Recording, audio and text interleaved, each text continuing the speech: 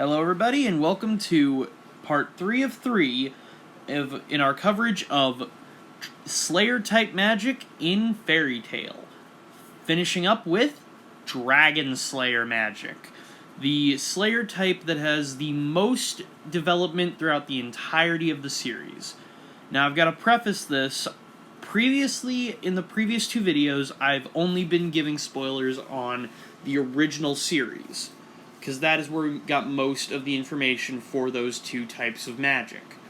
However, this one, I will also preface it with a spoiler warning for the Dragon Cry movie and Fairy Tail 100 Year Quest, the sequel spin-off manga. With all that said, let's get into it. Alright, so, something unique about Dragon Slayers as opposed to the other kinds of Slayers in Fairy Tail is that they have a generation system, working off of how they gained access to their powers. There are 2 ways to become a first generation.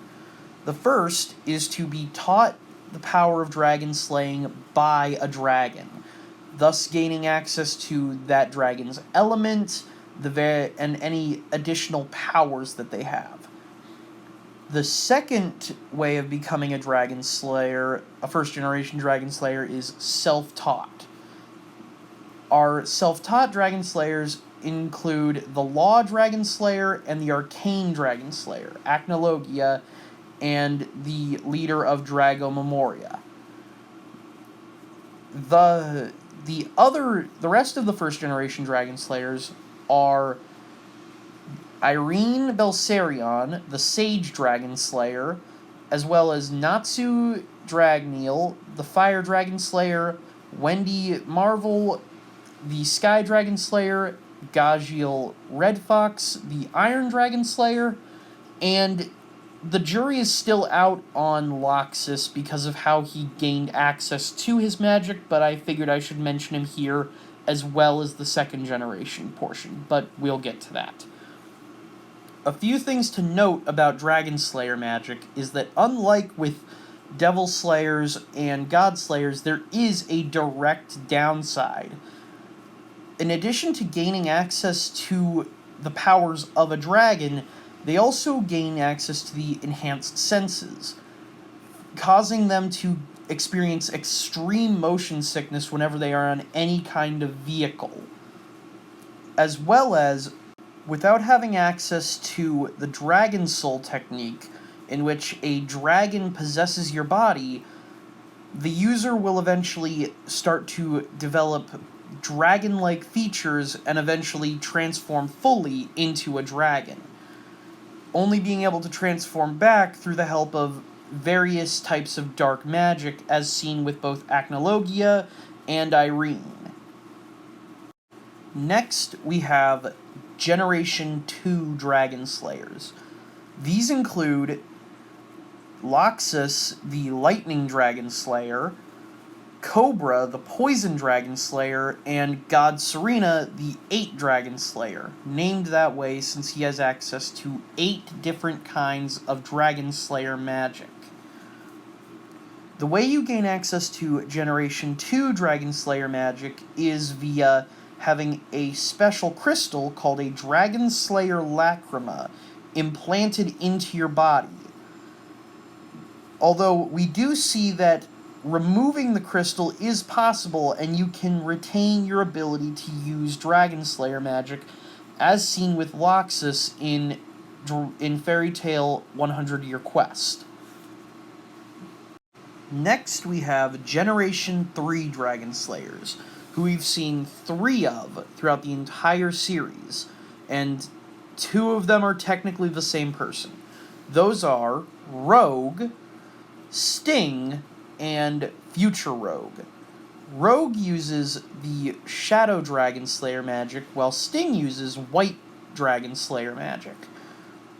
Something else to note is that Dragon Slayers of the 3rd generation are technically hybrids of the first 2, as they both have a Dragon Slayer Lacrima, as well as were taught by dragons themselves.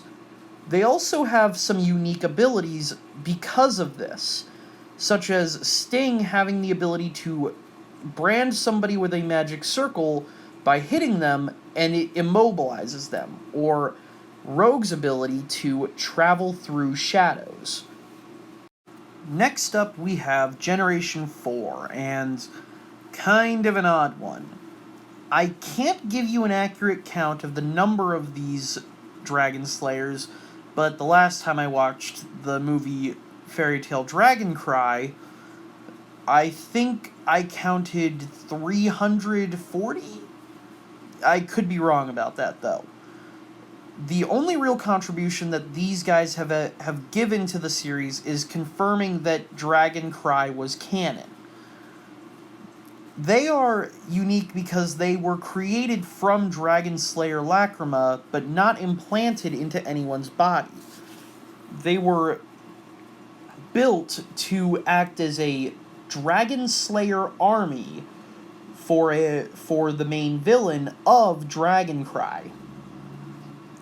Outside of that, there is not much to talk about, so I will be moving on to the final generation.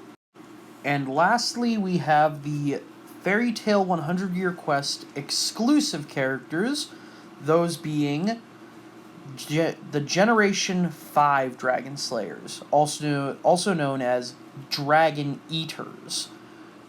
These guys contain a large number of Dragon Slayers, as they are a entire guild built around them. We've seen another Lightning Dragon Slayer, a Blade Dragon Slayer, a Sticky Dragon Slayer, however that worked, and the Ash Dragon Slayer, Armor Dragon Slayer, just a lot of different elements. I won't be talking about them too much just because we have limited data on them, but one thing that you should know is that they gain the ability to slay dragons by consuming dragon flesh.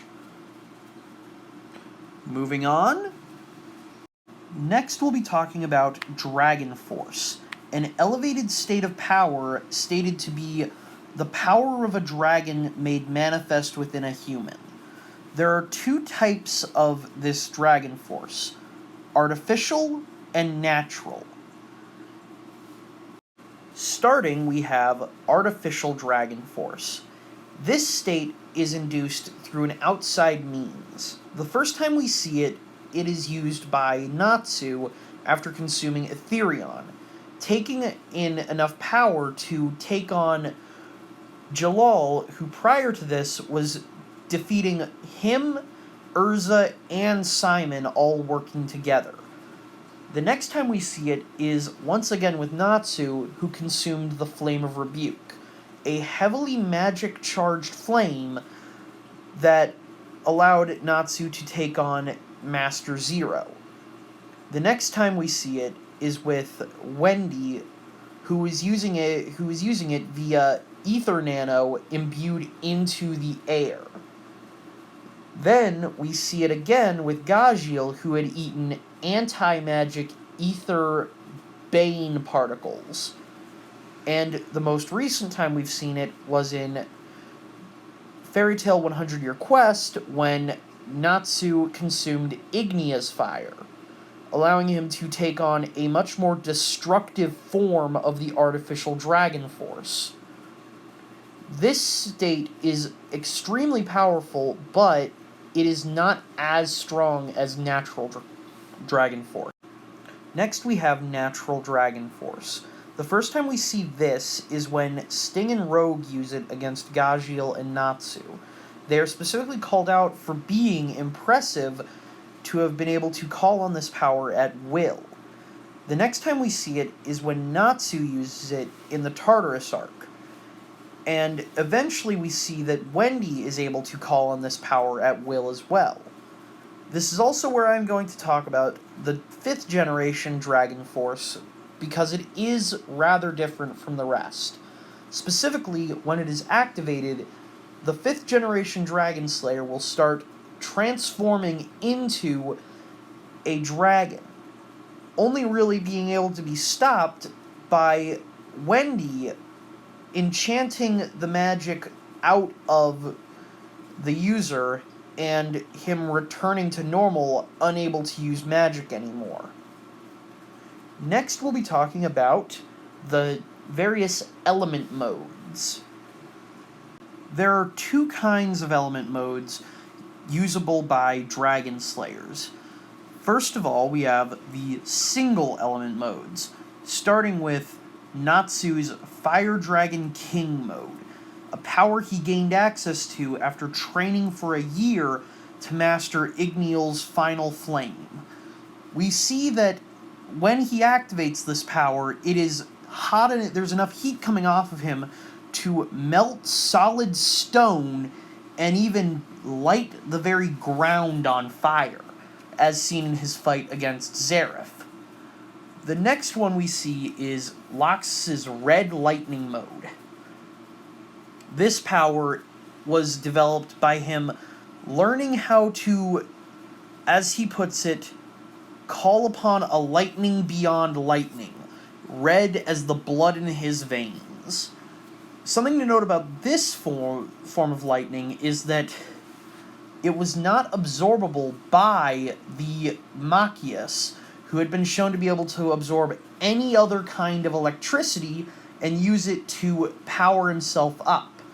But this he was not able to absorb and was destroyed by it.